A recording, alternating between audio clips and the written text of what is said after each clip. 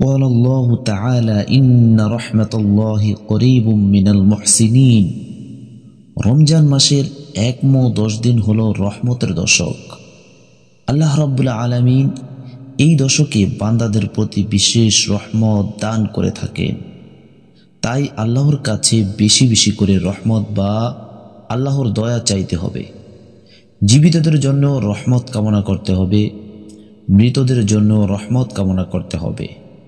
শুধু মুখে কামনা করা নয়, আল্লাহর রহমত পাওয়ার ওসিলাও গ্রহণ করতে হবে। রহমত পাওয়ার একটা বিশেষ ওসিলা হলো, যা কুরআন শরীফের এক আয়াতে বলা হয়েছে, ইন্না রাহমাতাল্লাহি করিবুম মিনাল মুহসিনিন, সূরা আরাফ ৫৬ নং আয়াত। অর্থাৎ আল্লাহর রহমত ওইসব লোকদের নিকটবর্তী যারা নেক কাজ করে।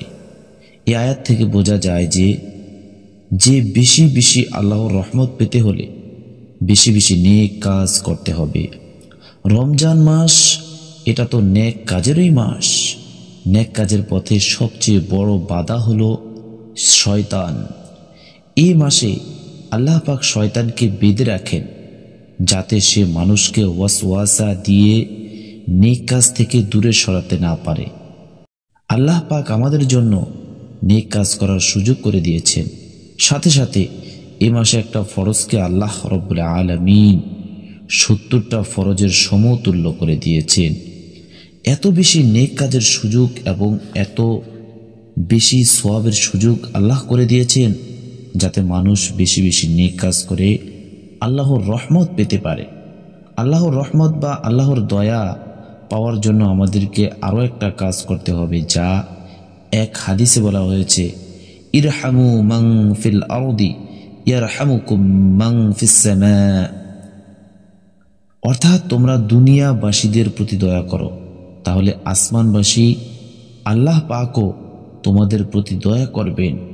এই হাদিস থেকে বোঝা গেল, আল্লাহর রহমত বা দয়া পাওয়ার জন্য আল্লাহর সৃষ্টির উপর দয়া করতে হবে। তাই মানুষ এবং অন্যান্য সৃষ্টি জীবের প্রতি দয়া করাও আল্লাহর রহমত বা দয়া পাওয়ার একটা বিশেষ উপায়। ইসলাম অবলা প্রাণীর প্রতি দয়া করার বিধান রেখেছে। অবলা প্রাণীর প্রতি জুলুম করা পাপ। আল্লাহ পাক আমাদেরকে আমল করার তৌফিক দান করুন, আমিন।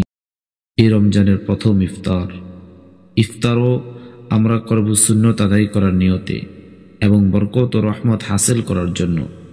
ইফতারের ক্ষেত্রে উত্তম হলো খুরমা বা খুরমা জাতীয় জিনিস দিয়ে ইফতার শুরু করা, না থাকলে কোনো মিষ্ট দ্রব্য দিয়ে